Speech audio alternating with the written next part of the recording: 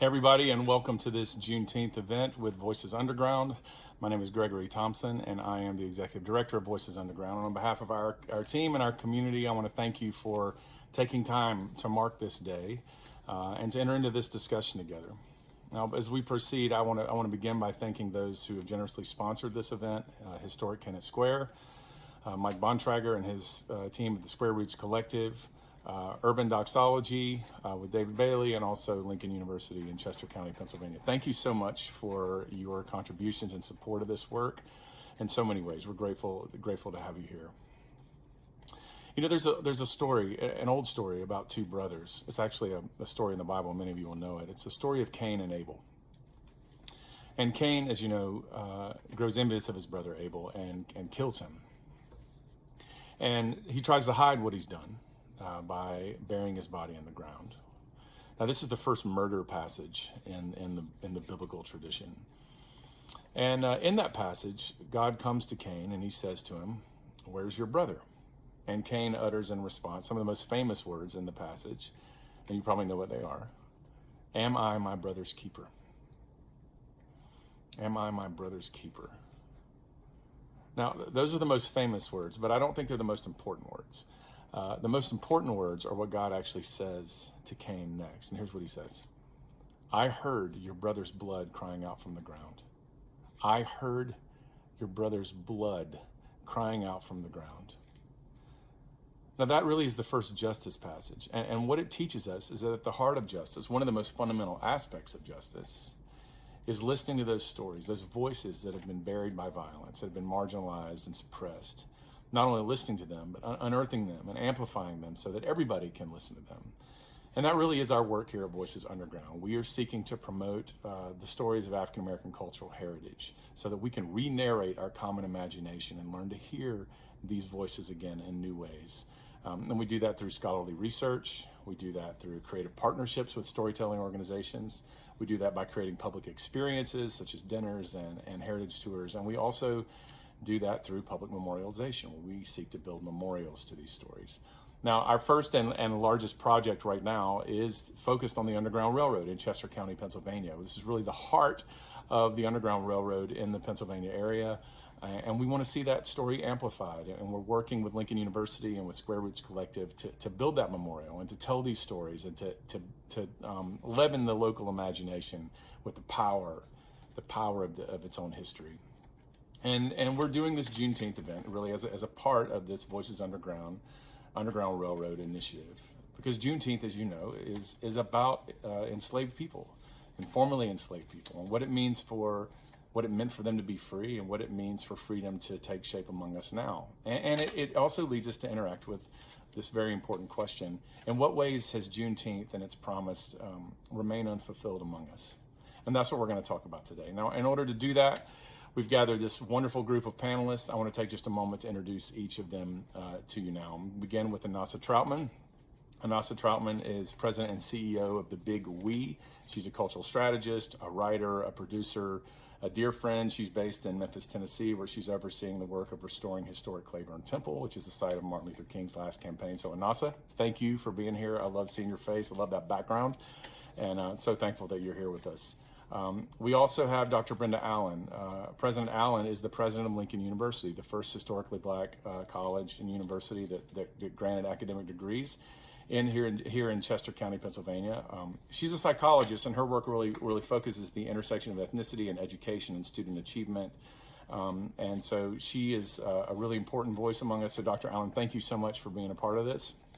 We also have Dr. Catherine Clinton, who is with us. She holds the Denman Chair of American History at the University of Texas in San Antonio, and her resume is actually incredible. She's done lots of things, but many of you, our readers, will know her from her 2004 award-winning biography of Harriet Tubman, called Harriet Tubman, The Road to Freedom. And so thank you, Dr. Clinton, for being here. We're looking forward to hearing you talk about that and other things. We have Tanner Latham, who is a writer and a reporter and a producer, but currently serves as the co-founder and executive producer of Ingredient.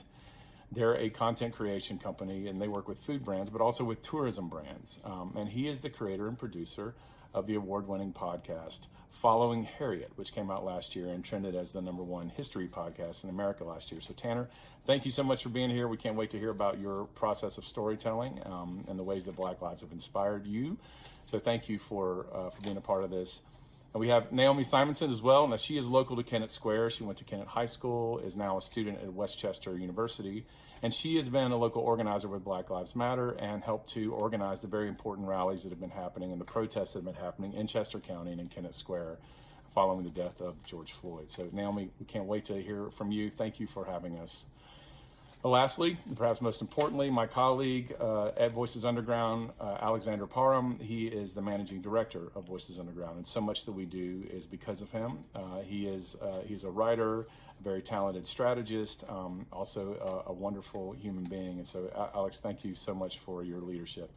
I'm excited to hear from all of you panelists, and as I know our viewers are, we're going to begin with a video from Urban Doxology talking about freedom, which really sets the tone for the day. So enjoy, and I'm looking forward to having this conversation together. And thanks so much for being here.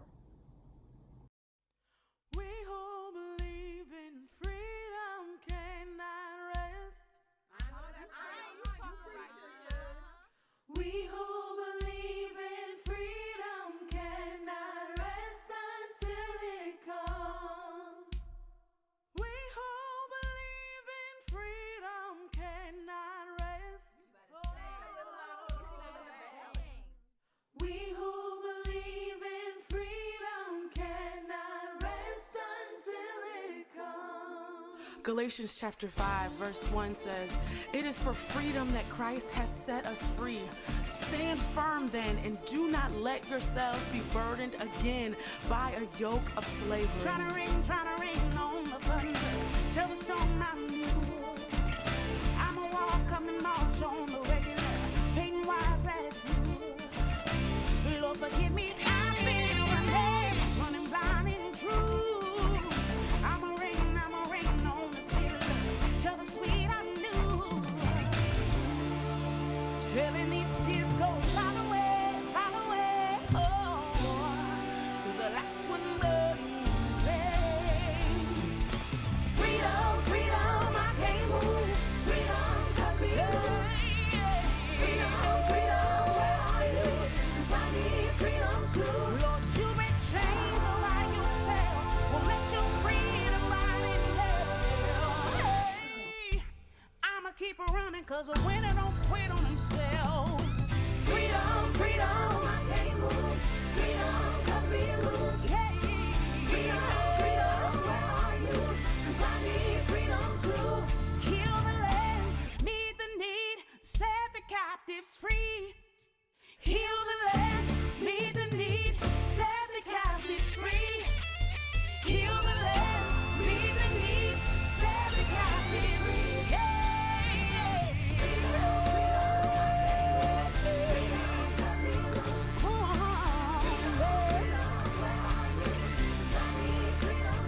Lord, you break chains all by yourself. Will make my freedom ride in hell. Hey, I'ma keep it running 'cause a winner don't quit on themselves.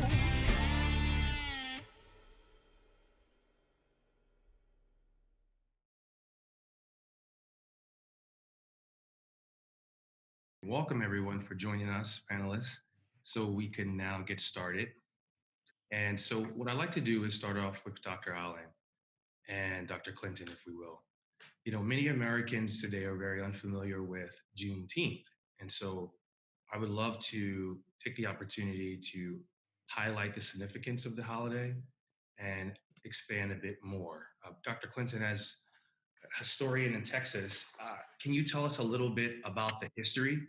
And then following your answer, we'll have Dr. Allen, if you could tell us a bit about the history, you know, as the president of Lincoln University, and a university that served formerly enslaved people. It would be great just to hear your perspective on the holiday. Great. Well, thank you so much for having me. And thank you for calling me a historian in Texas rather than a Texas historian. Oh, there you go. Okay. Then when I came to Texas in 2014 from a position in Northern Ireland, another place that had undergone a lot of civil rights events, it was an interesting contrast. But I have been quite heartened during the past decade, the way in which Juneteenth has been recognized more widely.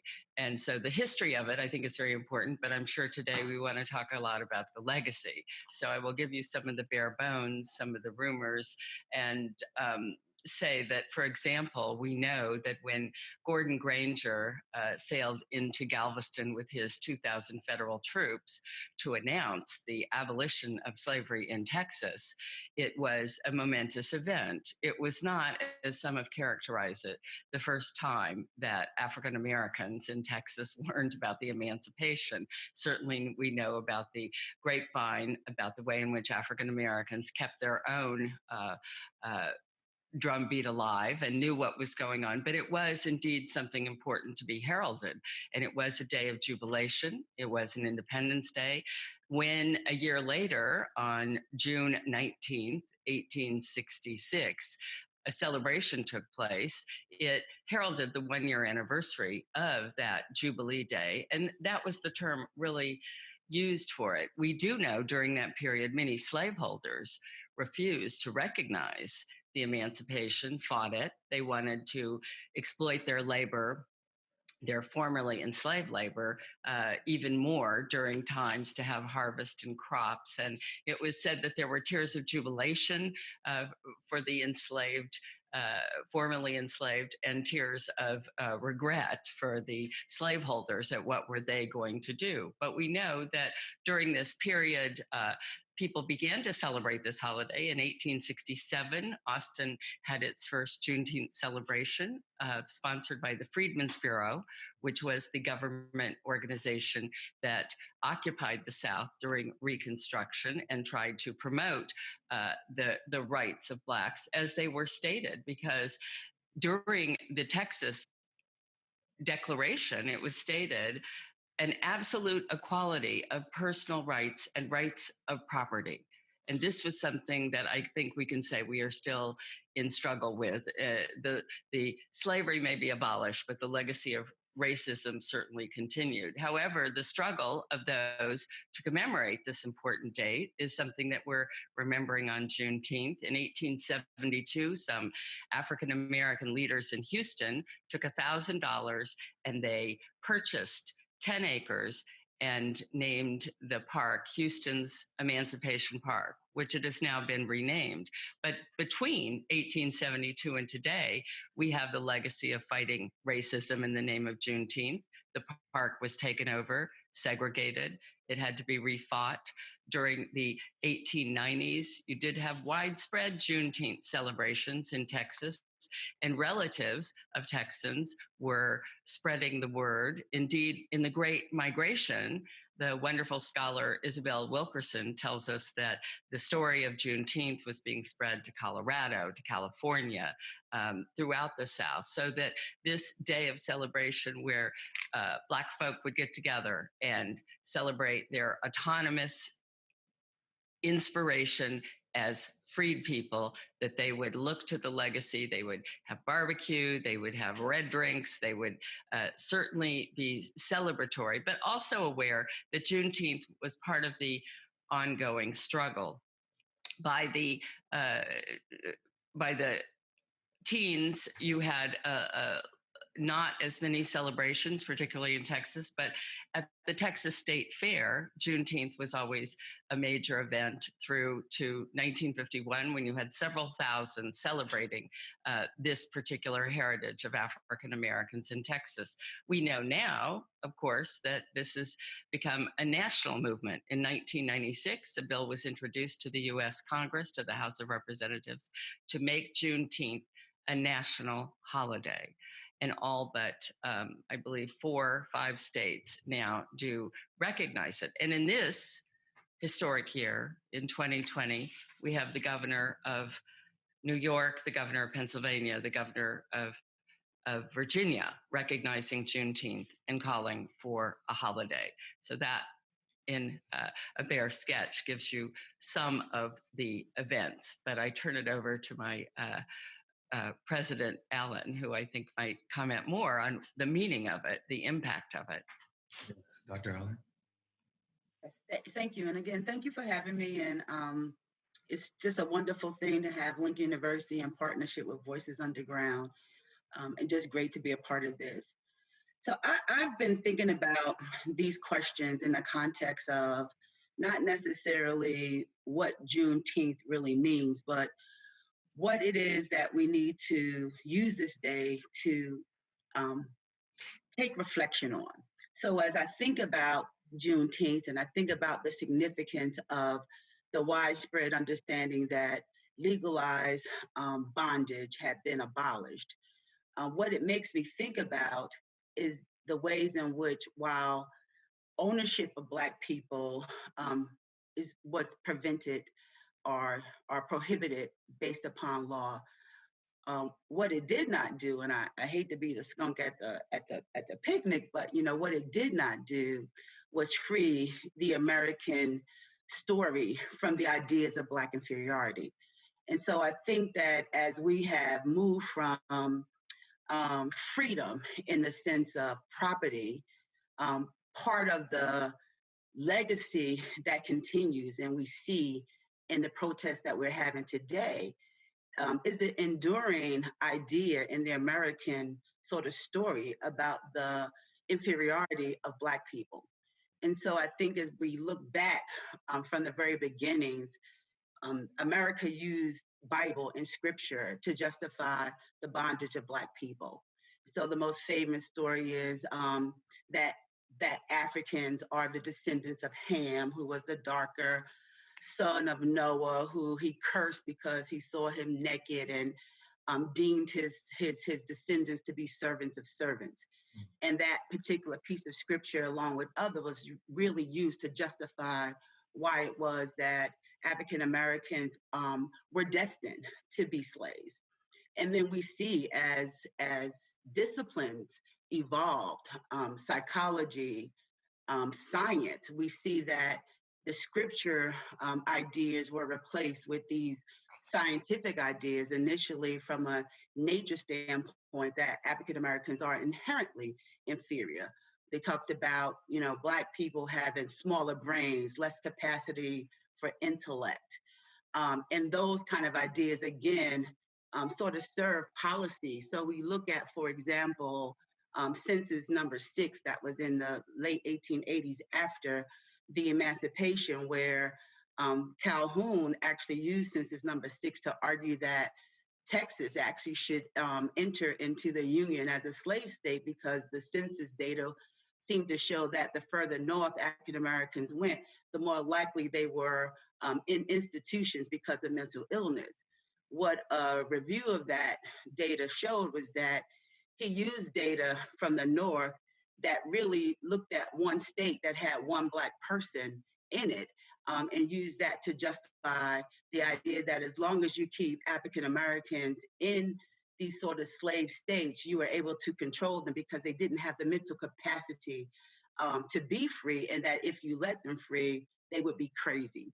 And so we see that sort of narrative not just become a part of the American story, but a part of especially social science, in the way in which we have come to understand African Americans. And if we look at it through the course of history, we see that while the ideas have switched from one of nature, that is, Blacks are inherently inferior, and you see that really play out in the early 1900s with a movie like Birth of a Nation that really, sort of put out for the world that, going free, African Americans are going to be these savage people raping white women and tearing up things. And that idea is so intertwined, I think, in how we think about Black people today.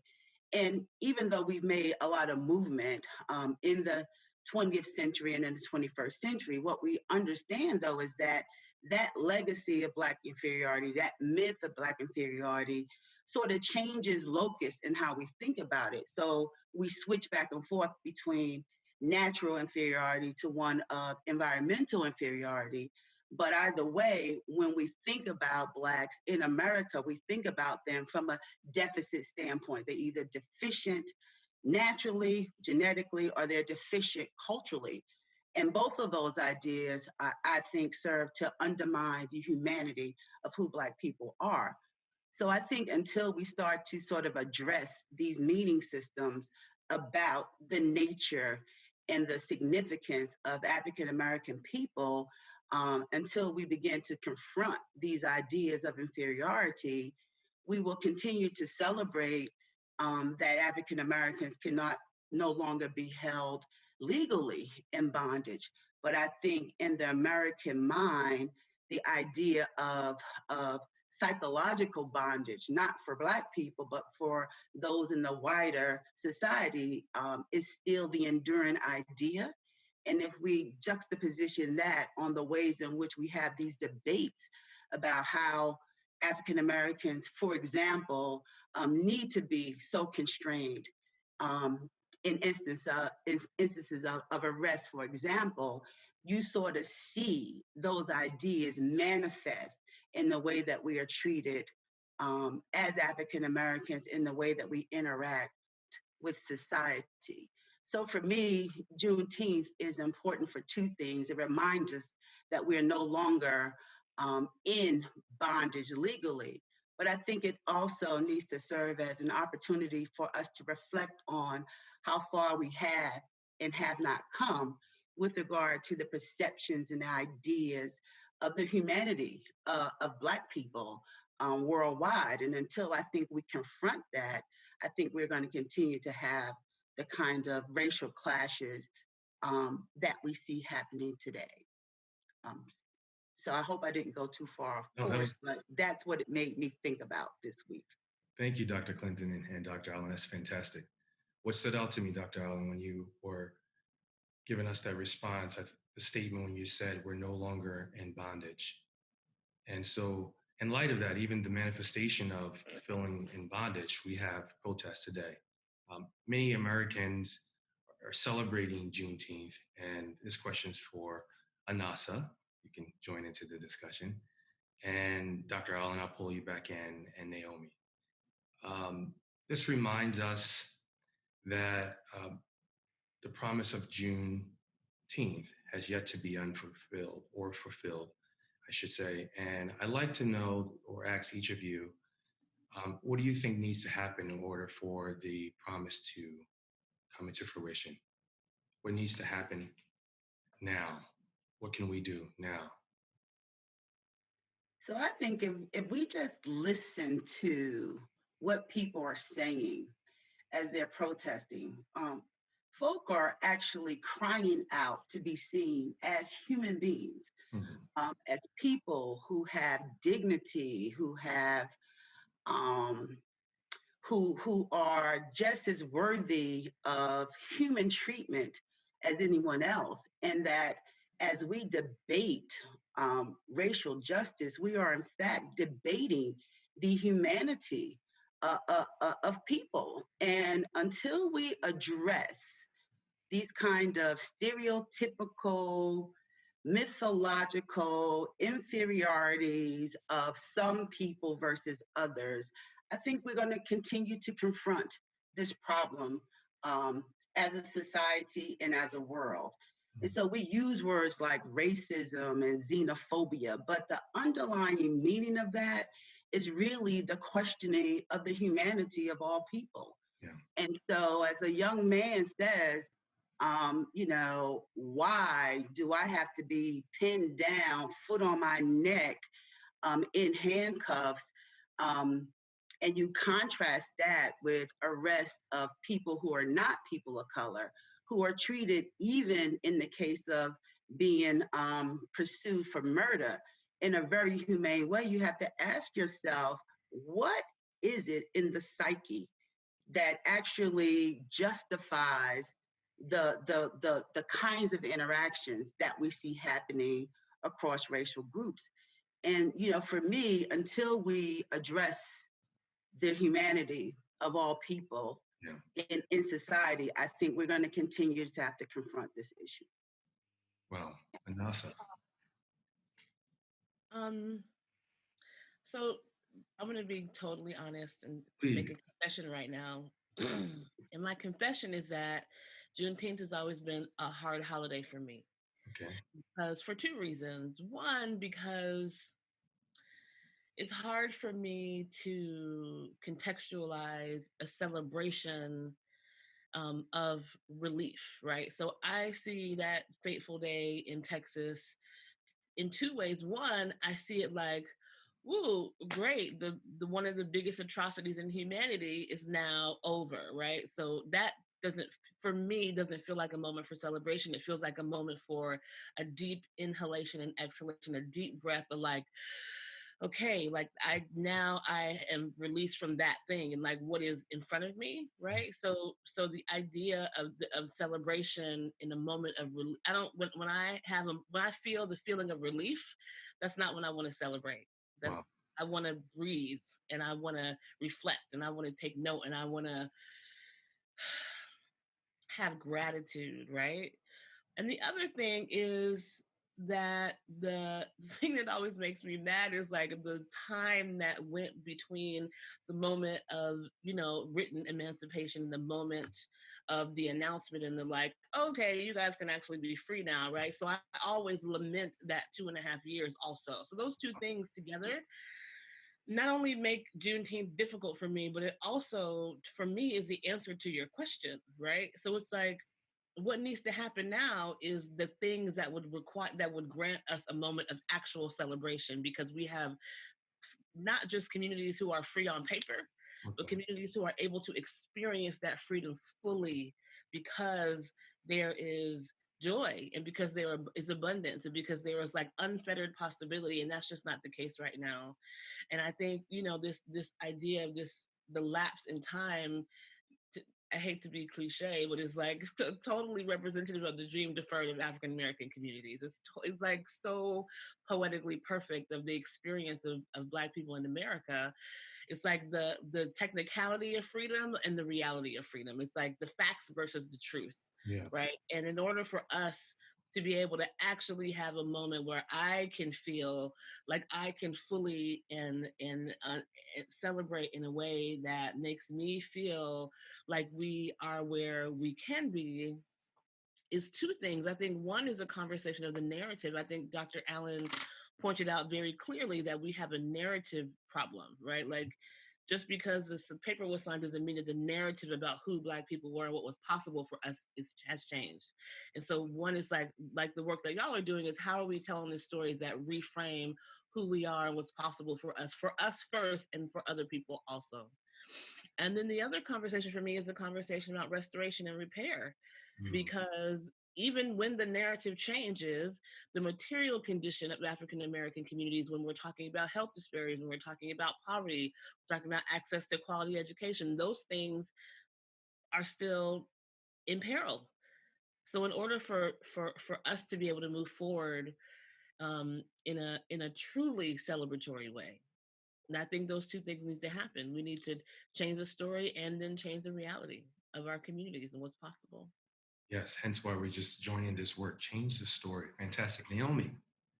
I also just kind of going off of that, I think it's important to kind of, look at all the ways in which we're still struggling as a society. So, as Manissa talked about, medical treatment and, the justice system, the prison system, education, housing. So, yes, we aren't, physically enslaved. However, there are a lot of different ways in society in which we still are struggling. And I think until we really kind of acknowledge each and every aspect of society in which racism is still being promoted and perpetuated, we're not going to be able to, truly be free until that is done as well. Yeah. Well, fantastic. Which makes me think of the reality today. It's no coincidence that, at the moment in American history, when African Americans struggle for equality, this question's for Greg and Anasa. Mm. Do you think that, well, being as though you guys are both involved in producing plays and documentaries, you know the story, the struggle when it comes to storytelling. Um, since you both were involved in production, what do you think is why do you think production is so important right now, Greg and Anasa? I mean, I think storytelling in all its forms is always important since the beginning of time and will always be important. And I think in this moment in particular, if we think about centering our long term strategies around storytelling, what the story does is unlock the possibility, it unlocks the imagination. If we start with the story, then we are actually able to start with a conversation about possibility. Like Greg, I have heard Greg talk about the white imagination, and the fact that the world that we live in right now is a construct of the white male imagination, right?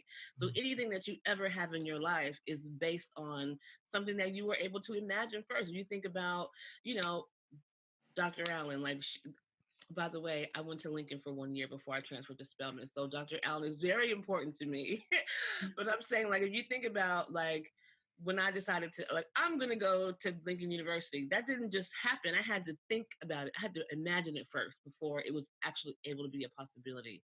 And so the opportunity of the artist and the creative is like, we actually have the access to our creative skills so that we can reimagine anew. So, like, if you the world that we're talking about, the world that we're seeing right now is a world that has never existed before, and it has to start with the expansive imagination, because a lot of people are not getting out their couches and going out to marches or doing their part because they actually don't think that change is possible, right? And so the power of storytelling is that we can inspire those who are cynical, who are downtrodden, who are so discouraged that they never think anything is possible. And you can actually create a new world for people to step into. And the power of storytelling is not just the imagination, but also says becomes a guideline for action. Because when we infuse those stories with a new set of core values that dictate then how we show up in a policy space, how we show up in education, how we show up in our homes, how we show up in our communities, then we're actually able to leverage those stories to engage people in a new conversation about who we're becoming, and then give them actual marching orders based on those stories about how they can participate in the new way of being in our country and in the world. Greg, please add to that. Yeah, thank you. I love everything Anasa just said. I think it's important to remember that storytelling has two dimensions to it. One of them is it's evocative. That is to say, it helps us to imagine a future. It evokes a future in our imaginations that we can't currently see, and it teaches us to dream in different ways. I mean, there's a reason why before King had a policy speech, he had a dream speech, and it's because that we need our imaginations transformed, and that's part of what storytelling does. The other part of it, in addition to being evocative, is it's reparative. And what I mean by that is, and Dr. Allen already said this. American white supremacy was not just a series of policies or economic practices. It was a structure of the mind. It was a way of imagining the world, and that way of imagining the world has profound and damaging consequences for everybody, white, black, everybody who lives underneath its imaginative dominion. And so part of the work of storytelling through the musicals that we're working on, through documentary film, through memorials, through podcasts, through novels, through biographies, things like this, part of the work of this is we are trying to repair what can only really be understood as a massive psychological wound. Right? A massive psychological impairment that we have built a society on. And literally every system that has been built on that form of impairment is falling apart right now. And so I think part of the work of storytelling and why it's so exciting is it, even as it evokes a new world, it also can help us repair the structures of our imagination to help us then sustain that vision of a new world. And that's why I think this work of storytelling is so incredibly important. And I can actually add to that. What's so interesting, over the years, we've learned about Harriet Tubman. And over the years, you hear different renditions of it through history books or audios. But I really would suggest, that imagination piece, just thinking about Harriet. One of the recent productions that we've recently viewed on our screens, the movie of Harriet Tubman. And I can say that we honestly, as a culture, really understood that the Underground Railroad had a great part in history, but we didn't understand sort of the human side of her. I don't think that was really expressed a lot. It was almost like a soldier, but she was a wife and a mother. And I love seeing that part. when we view the movie. So I love to expand a little bit on Harriet Tubman's life. And if Dr. Clinton and Tanner could jump into this here. Dr. Clinton, you've written a biography of Harriet Tubman, and Tanner, you produced the award-winning podcast um, of her life. Why do you think that's so important now? Why do you think this particular story is so important right now for us to learn as a nation? Well, I'll say that when I was exploring the Civil War and its legacy, I was quite interested in the way in which Harriet Tubman had been featured in several dozen children's books at the turn of the 21st century. But the last adult biography of her was 60 years before. And I was concerned that we did not really have this full picture of her life, particularly that she was a soldier involved in the American Civil War, that she's a great heroine, that she has this very powerful role within the Black community from her memorialization in Auburn, New York, her home, on through to Harriet Tubman clubs. But I was really wanting to take her off the children's shelf. And Tanner did such a wonderful job. So I'd like for him to say what inspired him. I, of course, was very involved in bringing her legacy forward. My fellow biographer, Kate Larson, worked on the national parks.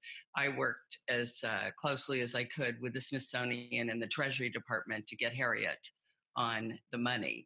Controversy over that, but nevertheless, she needs to be recognized for what she was, an icon and a powerful woman whose legacy should be with us today. Tanner, take it away. Thank you. Thank you, Dr. Clinton and Alex. This morning before this particular panel, I actually went for a walk, normal walk, go out, walk the same path from our house. And overnight, someone had taken some chalk and had written the phrase on the sidewalk, "Black Lives Inspire." And it was the first time that I'd seen that phrase. We are in a moment, in a Black Lives Matter moment, and I saw Black Lives Inspire, and I want to see that more and more and more. Black lives inspire and create and persevere. And you know, the reason that Harriet Tubman's story is so important and relevant today is because of what inspiration she gives. And that really is how her story transcends her time. And we pull it through to the present because she provided a roadmap for us in many ways. And I'd love to share right now just a few quotes from the podcast, from the Following Harriet podcast, because the people that we talked to, we interviewed some of the top historians and educators and experts from all over the country to develop the podcast. And they say this so much better than I ever could. So I want to put their words out there. We also interviewed the filmmaker, Casey Lemons, who directed the film Harriet that we're speaking of. And so in our interview with her, she says this, quote, "I think it's good to be reminded of what can be achieved if your courage outweighs your fear. This is a story of what one young woman achieved just by being brave. She wasn't fearless. She had fear, but she had determination, and her courage outweighed her fear. And I think that that's what we need in this time right now. We need to believe that through force of will, we can change things. We can change our country," end quote. The second quote that I want to read right now, too, and share with you is from our distinguished panelist, Dr. Catherine Clinton, who honored us by participating in our project with Following Harriet. And what Dr. Clinton says cuts right to the point. So in speaking about Harriet Tubman, she says this, quote, "She was a woman of action while there were many men of words." Harriet Tubman's story transcends, and she shows us that courage and action affects change. when I was thinking about this, thinking about the panel, and watching this moment, as we are all watching and experiencing and witnessing this moment, we know that systemic racism is real. It's not something that happened and ended. It's not a page in a chapter that's been turned at all. It's not just something that exists in certain pockets or is clustered away in regions of the country. It is foundational to what our country was built on, and it's still one of the most powerful influences on the United States today. And we here in this panel, we're speaking about that right now. I think what we're also seeing right now is we as a country, as a people, as citizens, as Americans, we're looking at ourselves in this mirror that is the size of our country. And we're seeing a lot of really negative things. We are seeing ourselves, what ourselves can be. We're seeing a lot of ugliness. We're seeing a lot of darkness. We're seeing horrific things. Full stop. That's what we're seeing. And yet, I also believe that we are witnessing what the story of Harriet Tubman taught us. She taught us that when people have courage and when they take action, they can affect change. And this, to me, is not just a moment. It's not just a news cycle.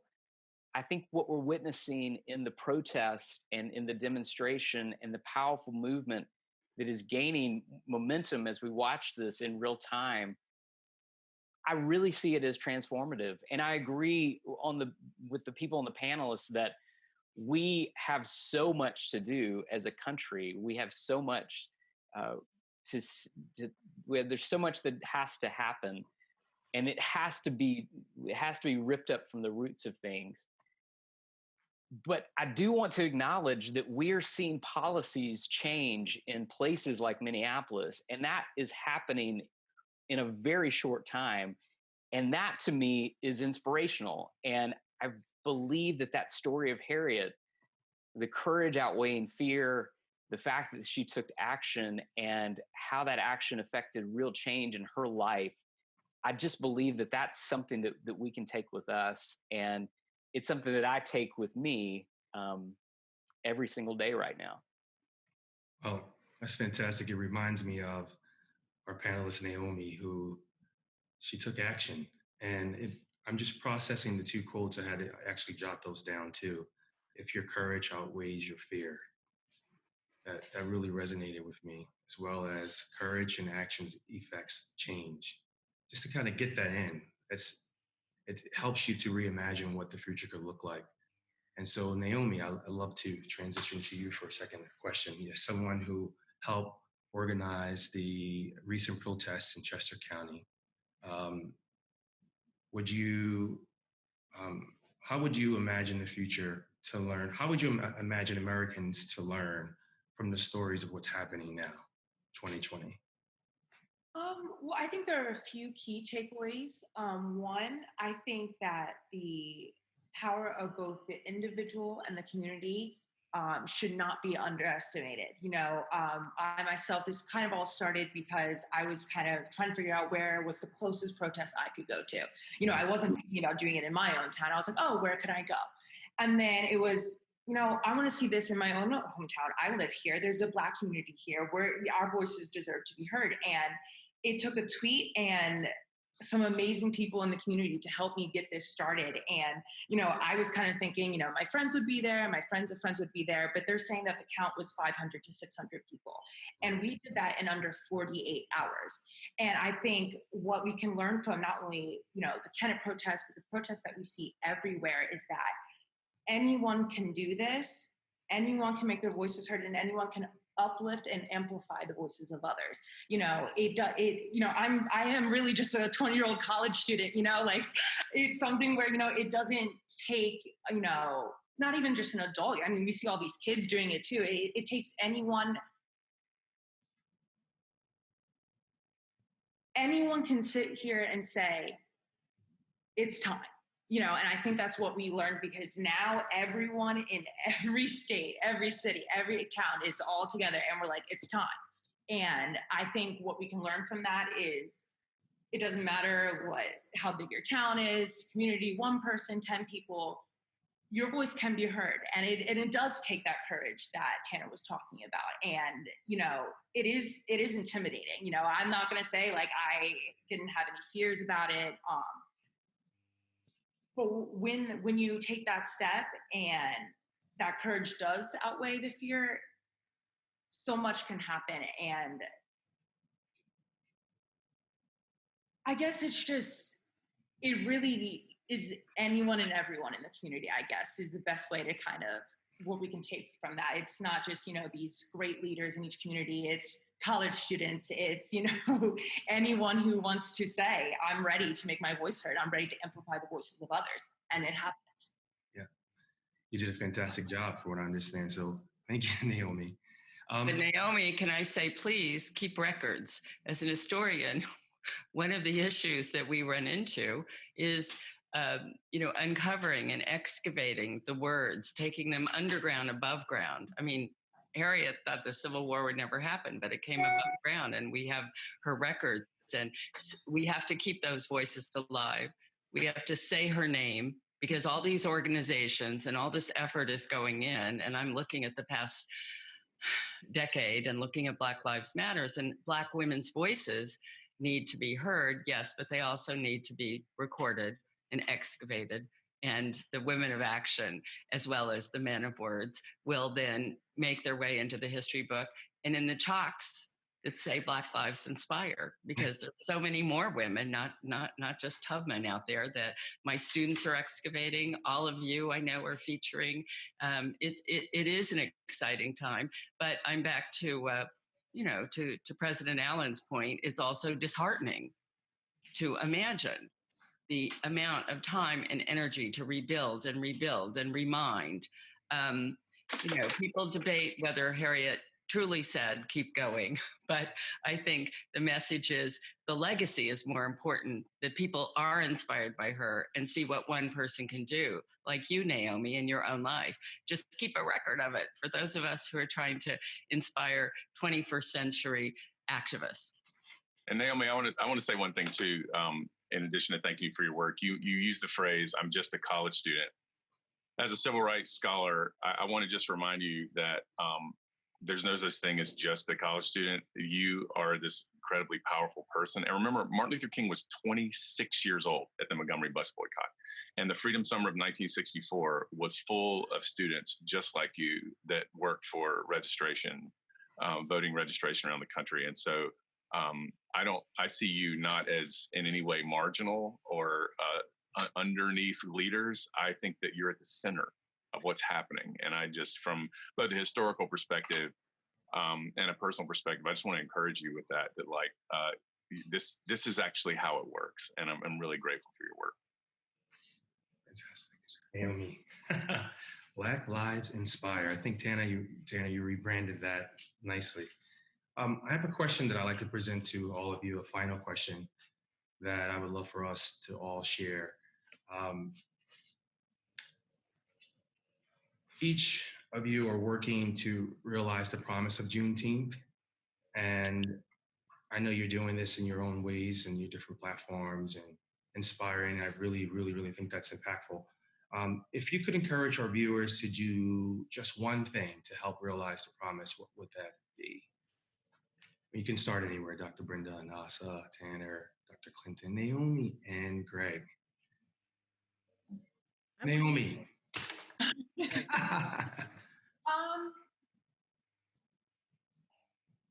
Well, I think one thing is that it's never ending. It doesn't just end with the protests. It's in our everyday lives. It's in our conversations. It's, activism isn't just on the big days. It's literally every single day. And that's how we institute the change that we want to see. So I think, keeping that in mind and remembering that this is, unfortunately, a fight that we have to fight every single day. And until we have equality in every aspect of society, we can't stop. and so it really is, just an everyday effort from everyone. And the big thing is not just from the Black community as well. We need our allies, our non-Black POC white people. You also have to come together and fight with us each and every single day. There is privilege in, it just being a part of something that you want to join. For us, it's our everyday life, it's our livelihood, but everyone has to come at it with the same energy and the same perseverance every single day in order for us to continue to see the change that we want to institute in society. I have two things that I would love for people to do. I think one of them is really simple, and that is relentlessly pursue the truth and then act accordingly. Because I think a lot of folks of all races don't have the full historical context of what we're actually dealing with. And the more we learn and the more we talk and the more we read and listen to podcasts and books like these, and then when you feel when you know the truth, you're compelled to behave differently, both in your personal life, but also as a lever and an influence on larger systems, whether they're corporations or governments or neighborhoods or churches or whatever the system is. And so I think that's the one thing. The second thing is a lot more difficult, and that to me, one thing that I've been learning is that the number one thing that I think is in the way of us being able to evolve as a society is our willingness to evolve as individual human beings. Because what we're talking about is very, very, very difficult, painful, hard realizations, conversations, actions, right? And we actually have to become someone else so we can become a new nation.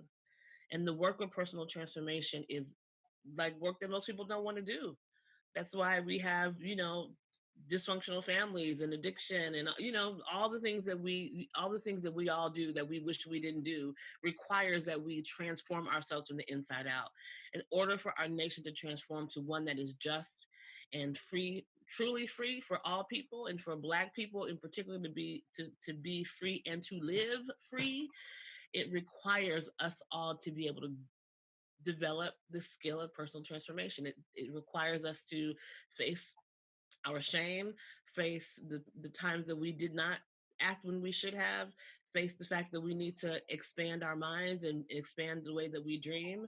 And so I would say look at yourself and how who you are is facilitating the lack of movement or the lack of speed so that we can all be a part of the quickening. I just want to follow up because I think you're absolutely right. I think really change starts from within. And, just to go back to my sort of original thoughts, until we as people, regardless of our race, confront the ideas that we hold about other people and their self-worth, I don't think you can be in this struggle with the kind of understanding that it will take to actually move a system that is so integrated in the way that America itself is made. Until we come to understand that people that we need to somehow recognize and celebrate the humanity of all people, that no one is the sum total of their circumstances, but that as human beings, there's something significant and strong about who we are culturally, socially, and that those things may be different across cultural groups or across racial groups, so they don't make anyone any better or any less than someone else. And, if you sit and do that self-reflection and just ask yourself those questions, what ideas do you hold about people who are different? And how are those ideas fed by the meaning systems and the metaphors that we are fed through all media, through science, through education, through every way that we've come to look at race in this world? And the degree to which you can really check yourself, I guess, is the best way I can explain it, and really call yourself into question when you carry those ideas forward. I think until you do that, you really can't even come to the protest with the right goals in mind, because too often we've sort of been protesting about the idea that we should have equality, but we have not necessarily defined what equality is.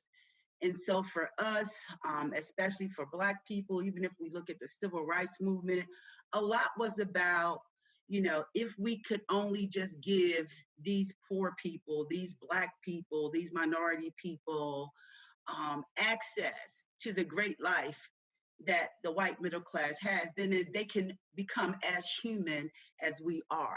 When you start from that assumption, you're just not going to get where you need to get, right?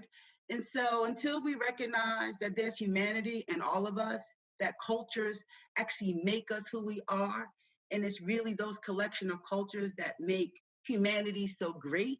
It brings new ideas, it helps us to solve new problems.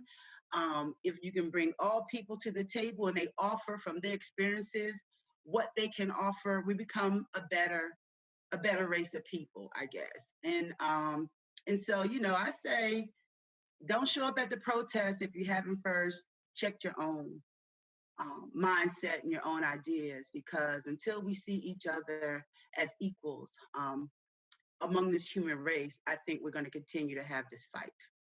Wow, I saw Lanasa do a little snap.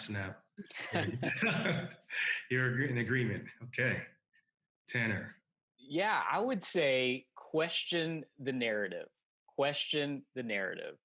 As storytellers and documentarians, our jobs, but what I do in my work is to create a narrative that then I am putting out into the world. And any person who is a storyteller, who is a documentarian, who is trying to create a narrative, that's what they're wanting to do. They're wanting to put a narrative out into the world, set it in a certain way so that that listener, that viewer, that person who is hearing the story, they're imparting some kind of a message to them. Now, with the Follow and Harriet podcast, our mission was to expand the story of Harriet Tubman. We wanted to show her as the 360 person that she was, because so many of us had maybe a page or 2 pages of her life in our history growing up in school, and then she just existed as this face that was tied to this thing called the Underground Railroad that we also didn't understand because we were so young. So that was our mission. But the bigger lesson for all of us is that, and this was mentioned earlier in the panel, was that this narrative, President Allen spoke about this narrative was set very, very early in our country. And once a narrative is set, it's really hard to change it. So as a witness, as a person who is listening to the stories and attempting to understand themselves through stories, which can be a very powerful way to do that, always question the source of that narrative, question the motives of that narrative, question whether, if that narrative doesn't feel right, if there's something instinctual about it that isn't ringing true, question it. Don't just accept it. Don't just say, well, this is the way I was taught or what I was told. If there's something that is telling you that narrative, be it about the way that our country was founded, all of the things that we've been talking about today, look at that deeper, dig deeper, look for yourself for more accurate sources, and really dig to find that truth. Well, I would like to say that I think that change can come about. It's my job to try to be in a classroom and to inspire people to think about the past. Maybe if you learn more about the past through changed narratives, you too will feel inspired. So when Naomi says, what can one person do? I'm thinking what one person can do is to spread the word, to tell the story, to uncover, to go underground, to dig it up. When the streets were inflamed in my own campus in the 1960s, I said, let's go into the stacks as well as into the streets. And when I came back to teach at my undergraduate institution, where I had majored in African American studies, which was a department born of protest, and teaching there in the 1980s. A young man was the first Black on the law review named Barack Obama. So I do see change. I am saying that's not for everyone. I believe, for example, that education has been so much a part of privilege and so much a part of access. And what people are trying to do is to change that. It's slow, it's painful, but telling new stories can result in change. I'm inspired this week by the fact that the Supreme Court has ruled in two areas very near and dear to me. One is, of course, to say that gay Americans too have rights, that they cannot be discriminated about in employment, and the use of the Civil Rights Act as a basis for that. Secondarily, that whoever is in the White House thinking that he and perhaps someday she might have supreme authority, there is still a law, and there is still not going to be removal of the dreamers illegally. So we do have, attitudes, changes coming about. And I'm not saying history did that, but I am saying that, be inspired by Harriet Tubman, but go back and think about Elizabeth Keckley and Marianne Bowser and Bessie Coleman and Angelina Grimke Weld and all these incredible African-American women whose names will be inspirational to us and future generations. So I hope that change can begin in a classroom. And here we are Zooming, a Zoom classroom, which is what we're learning about now in the age of COVID. Yes, I've officially become a Zoom specialist. We've been on this so much. So in conclusion, I just want to thank you all for joining the panelists here and engaging our audience around the topic. What I'd like to transition to is to present some of the questions that we have from our attendees here. And if you can assist me with the answers. What would you suggest to help whites understand the seriousness of slavery? Thank you, Darlene. I can speak to that if you like. I think that one of the most I think consoling things for white folks right now, it could be consoling, is the fact that African Americans are actually telling us what to do. Like just do this, read these things, understand these things, and I think what I would just want to encourage is the kind of personal journey of saying, I want to understand this. I want to actually learn how this worked. And the great thing about that, in answer to the questions, there's so many things available to you, things that you can read, things that you could watch. And what you're going to find is that slavery, the enslavement of human beings, created not only the economic dynamics of this country, which it incontrovertibly did. It created not only the geographic identities of this country, which it did. It created not only the relational, interpersonal dynamics of this country, which it did. It also created the moral and psychological climate of this country. And it is comprehensively important. And I think that I just would want to encourage you, and if any of you are readers, David Bryan Davis has written a lot about slavery, really important works about this. If you want to get like super technical, Orlando Patterson wrote a book called Slavery and Social Death, and it's like a powerful study of the dynamics of slavery across the world. And I think once you get inside of that, you'll go, oh, wait a minute, this has actually shaped every single thing in our country. And then what it will do is it'll expand your imagination and then lead you to think about the work that we need to do together in a profoundly different way. But I also think, much like the idea that police brutality is, quote, new or different, as many people are commenting, it's not original with me. No, it's being filmed. So the actual impact of these kinds of exposures coming out in the media, I think is very important. So and it's also true when you say, how can I think about slavery? Look at Jacob Lawrence's art. Look at 12 Years a Slave.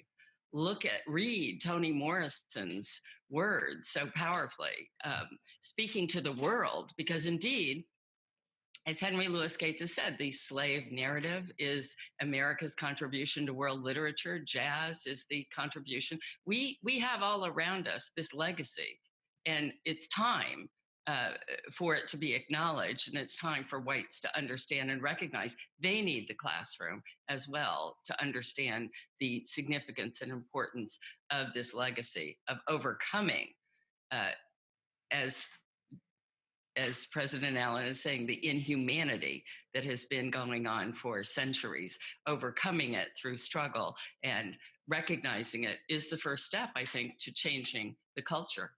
Yes. I would love to add one thing that's Go ahead, to- Dr. Joe. that's sort of add to this, because often, again, as we sort of think about whose problem this is, we often have centered all our social policy on the other, as opposed to really focusing in on what the change.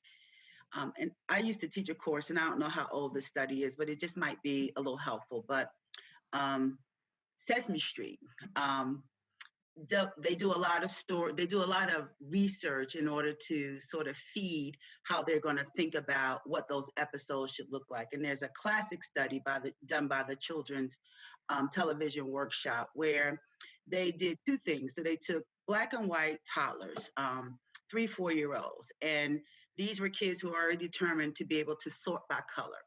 And the first task they gave them was to give them some black and white pictures of black and white people and a black and white plate, and ask the children to sort.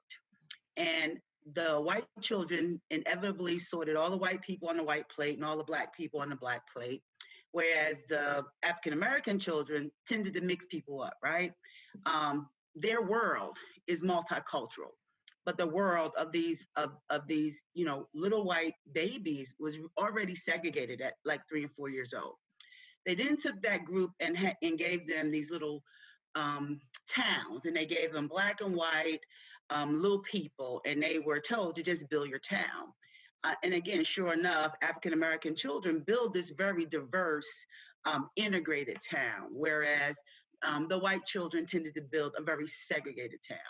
And so when we sort of think about how these narratives grow and the lack of understanding, it starts really very early. So I've been very encouraged by seeing a lot of stuff on Facebook and other places where people are asking, what can I do in raising my children to alert them to these kind of issues really very early on? Because as that research shows, this whole idea of people as different and people as separate starts very early in what a child sees in their life. And it's not the same thing for people of color, because we're sort of forced to live in an integrated world that does not treat us fairly as we go. Whereas, generally white people don't have to live in that world. And so they're able to stay locked into their own narrative because they just don't have the opportunities to engage people across difference. And so I think anything you can do to engage people who are not like you adds to your own self-development and growth. Well said, Dr. Brenda. And also you were burning to go left, please. I think that the thing that I would ask is for white folks who are interested in going down this path and learning, to assume that you will never understand how serious it is and to keep going anyway. To assume that whatever you learn and however it makes you feel, that there are impacts that you can never understand, that there are impacts that you will never learn. This is so pervasive. And it's not just here in our country, it's pervasive around the world because American culture is so pervasive. The impact is so phenomenal that you will never understand the seriousness of it and pursue it as if it's a never-ending pursuit. That's what I would ask. And never think you've gotten to the bottom of it, because you never ever will. But keep going anyway. Studying slavery is more like cancer research in that respect than it is like just a discrete thing, because it metastasized everywhere and changed and it impacts all of us. And so I think that's a really important point. And Lassa, thanks for saying that. And I think the other thing I would say is don't look away, because you're going to see and feel and experience things that make you want to turn your face away. Don't look away. I also think that, there's apprehension towards the phrase white privilege. And I know a lot of people kind of take it really personally as if it's to say, oh, you've never had a hard life, or, you don't struggle. And that's not what it is at all. It's what it means is that you're able to benefit from society in ways that we're not. And then on top of that, it also means that you just in everyday experiences, you don't have to worry about potentially being shot when you're walking in your neighborhood. You're never going to worry about someone following you in a store when you go shopping. So I think it's also just recognizing that, it's not necessarily feeling guilty about the fact that you benefit from society. I think the only time that that's problematic is when you don't do anything about it. But when you are someone who recognizes that you do benefit from white privilege and you want to use that to be an ally, I think that's really important, and I think that it's something that once you kind of recognize that, the way you go about educating yourself is beneficial, not only for yourself, but also for the people you are trying to, amplify their voice and support. Well said, Naomi. Final thoughts around that particular question? I have just about two more that we can give our audience. Okay, all right. Dr. Allen, the question for you is, could you explain the historical context of the Lincoln University community and the Underground Railroad? Oh, well, thank you. I neglected to do that in the beginning. So many people may not know, but Lincoln University is the first degree granting historically Black college. And again, I always want to recognize Cheney as being the oldest historically Black institution in Pennsylvania. And there were several others in New York, in the state of New York, even prior to 1837, when Cheney was established as a school for colored youth. But Lincoln University was started with the expressed mission to offer a rigorous classical education to men of African descent. The university was started 10 years before the emancipation of the race. The first students at Lincoln were drawn mostly from the free Black communities in the North, especially in this whole Kennett Square, Southern Chester County area. Soon after emancipation, we changed our name from Ashman Institute to Lincoln University in honor of President Abraham Lincoln. It was also at that time that Lincoln started to enroll many more Black men who were coming directly out of slave states in the Southern states.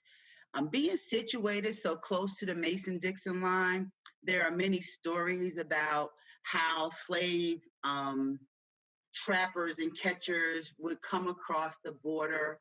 So I think as an institution, our early years were really threatened by what was going on around us. We know that, as we have seen in the Harriet Tubman movie, and thanks to everyone who's doing just more, I really like the idea of bringing Harriet Tubman into the adult sort of literary and visual world, because we did mostly learn about her as children and, a paragraph or two in the book. But when my students saw it on this campus, which, as Greg will attest, was quite a great event, because they reacted not just to her courage, but to her humanity, in the ways of just acknowledging her relationships and her struggles with her relationships. But when she stepped over into the North, she was very close to Lincoln and to Southern Chester County. And so as we engage in this partnership with Voices Underground and in looking at the significance of Southern Chester County as a direct route to the North, either up to Philadelphia or going up to Ohio, we're trying to understand how significant the free Black community here, which was called Hensonville then, may have been in facilitating that Underground Railroad. Hey, you're on mute. Not me, okay. Sorry about that. Thank you, Dr. Allen. I was going. I have one final question that sort of refers to a current incident What do you think is different about George Floyd's murder that caused such a big eruption of protests? That's our Um, final question here. the first thing I do want to say is that, George Floyd is a name on a very, very, very long list of Black men and women who have been a victim of police brutality. So, while a lot of this is centered around what happened, I think it should also be acknowledged that, this wasn't the beginning, and this is not where the Black Lives Matter movement started. This is not where the protests started. However, I do think, we all saw that video, and we watched as he called for his mother. He said, "I can't breathe," and we watched this officer with his hand in his pocket, you know, take his life away for 8 minutes and 46 seconds. And I think that unfortunately, we would not have known about George Floyd if we didn't see his murder on Twitter. That's how I saw it. And unfortunately, a lot of these things don't get attention unless they are, videotaped. And I think that seeing that video kind of brought a lot of people to reality who weren't there yet. So there's a lot of people already a part of this dialogue who have been for a very long time. And I think that this video triggered something in a lot of people. And I think it's good. I think it's a really good thing because at the end of the day, we all have to come together. And I hope that we continue to do this from this point on. I don't this shouldn't die out. This should continue. But I think what really brought, I guess, a lot of people together is just there's something so disturbing about watching someone with their hand in their pocket, looking at someone as they are taking their last breath. And we all saw that. And the blatant disregard for his life, not only, but it's not even just his life, it's for Black people in society. This was over a $20 bill, and I think it just woke a lot of people up. And I think that I don't want to say, to be very clear, I don't want to say that I'm glad, that video came out because this has been a very long string of traumatizing accounts of these murders. You can't go on social media without seeing another person die. However, the documentation is very important. And I think it really sickened and just hurt a lot of people. And, you don't have to be Black to see that and be disgusted by it and be angered by it and be moved to do something about it. And I think that, as more and more people watch the video, I think it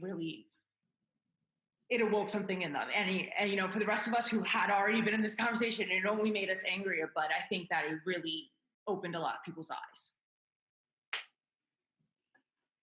I have a perspective on that too. I've been actually talking about that a lot because I think that I was saying this last night because in my mind, there's been this buildup. There's buildup of anxieties and frustrations and anger that I think of course, it started literally at the beginning of our country's history, but started to heighten with the election of Barack Obama and the treatment that we all saw on display of him and who he was as a Black man.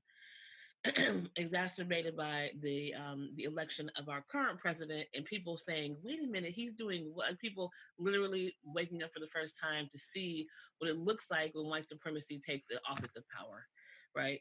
And then you have on top of that a global pandemic, which did two things. One, I think it had people be still for the first time in a long time in our country. And those of us who have a contemplative practice or a prayer practice understand the power of stillness. And we have an entire country sitting still for 2.5 months.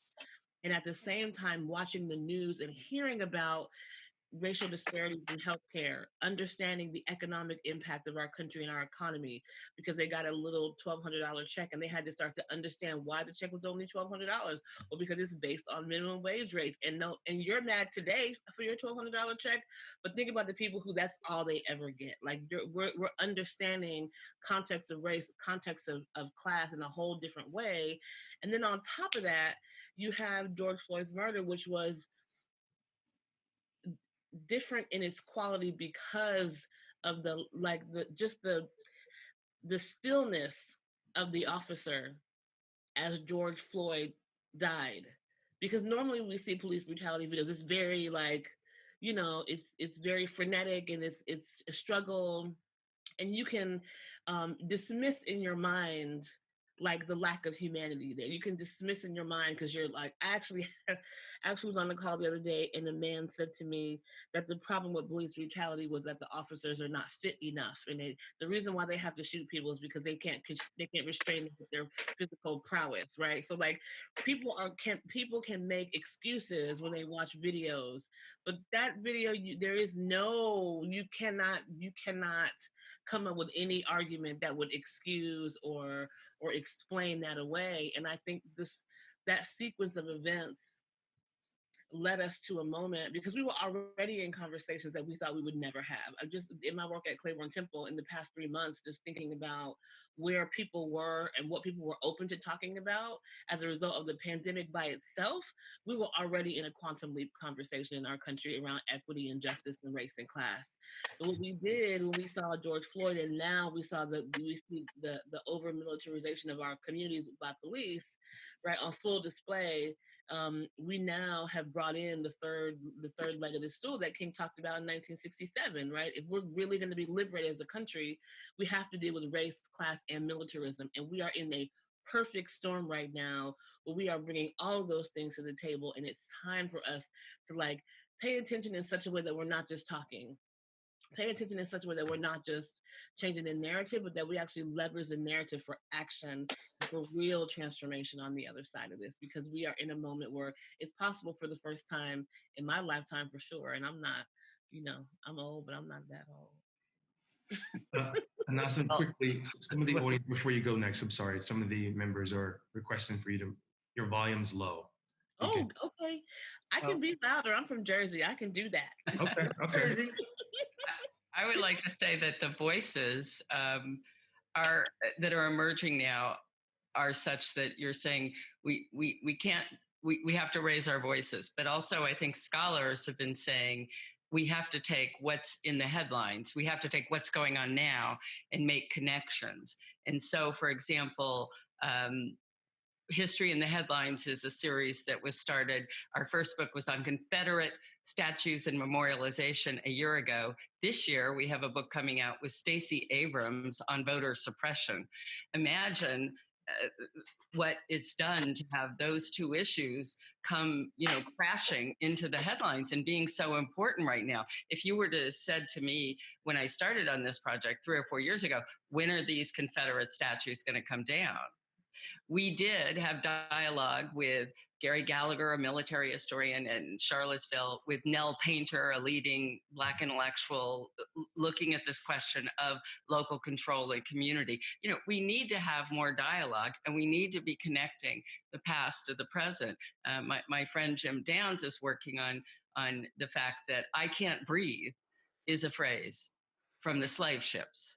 Mm-hmm. He's working on pandemics and epidemiology, and he's worked on smallpox during the Civil War, and his next book will make those connections.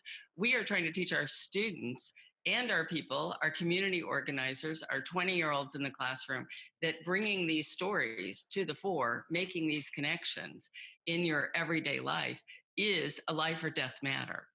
So I think that's something right now that get out of the ivory tower. It shouldn't be ivory anyway. It may be ebony and ivory, but we are trying to change things so that we can have dialogue and make for meaningful change in everyday life.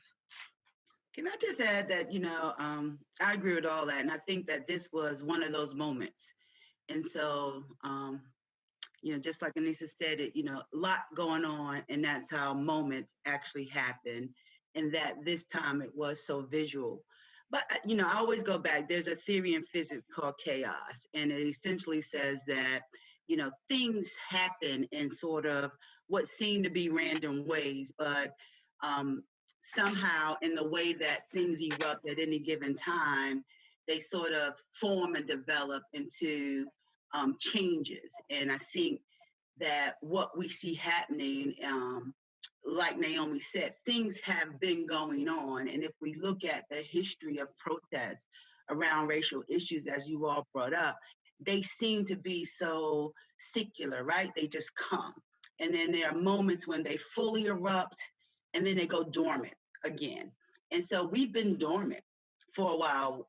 When this first happened, it just reminded me of being 7 years old in Newark, New Jersey, in the middle of the riots, which started for the same thing. Police officer beat a Black man in the park, and it ignited, and that happened around. But that was a moment. And so I think if we're going to change these moments will only go away when the chaos, when the change created by the chaos actually creates real change. And I think we're at a moment where we're going to have to decide if we're going to move this sort of chaotic combustion forward to new change so that we don't have to have this moment again. Because if we don't really get to some resolution in terms of all the things that we've learned and all the things that we know fundamentally that we need to do as a society to create real change, we're just going to wait for the next moment. And so I think I'm tired. I know I'm tired of having to confront these moments, and that, there's something different about this particular moment because of all the other things that have been sort of brought to the surface at the same time. But unless we really do something as a people, we're gonna, it's history is doomed to repeat itself, right? We'll get a little change and then we'll go dormant for a while, and then another moment's going to come because these things continue to brew in everything that we do unless we change the narrative under which we live. I just think the moment needs to be put to real change. I want to say, sorry, go ahead. I was powerfully moved by George Floyd's brother talking about voting. What an incredibly many other words move, but being here in Texas, a state with one of the lowest voter turnouts, and look at the way voting has become so important, and African American power trying to move people is exemplary. But Greg, I'm sorry, I didn't want to. No, it's okay. I wanted just to say that it was a horrible video that was horrible in its own right because of that man being murdered in front of all of us.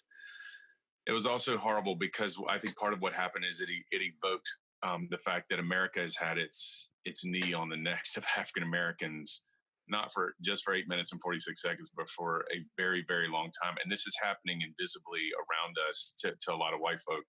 And I think what happens when you watch that video, if you have any sort of like moral orientation at all, you have to say, is this who we want to be? And if it is, then we are damned. But if it isn't what we want to be, then we are going to have to make the steps to change it. Because in spite of the like fantasies that people want to tell ourselves, that this was just a one-off event from a guy, who probably deserved it or whatever, the fact of the matter is this is happening everywhere all the time, has been, it's undeniable. And I think it presents us with an opportunity. What kind of people are we going to be? And I want to thank, all of you and Naomi for helping us to, to answer that. And I think that really, for all of you who are viewing, that really is the work to answer that question together. Okay. Well, many of our attendees, they hung in, they're actually still with us. We're supposed to end at 12:15, but I just want to thank everyone for your time. Thank you for joining the Voices Underground panelist discussion. Happy Juneteenth to everyone. And thank you, everyone. Thank you for joining us today. Thanks so much. Thank you. Great to be with you all. You too. All right. Nice to see you all. Thank you. Thanks.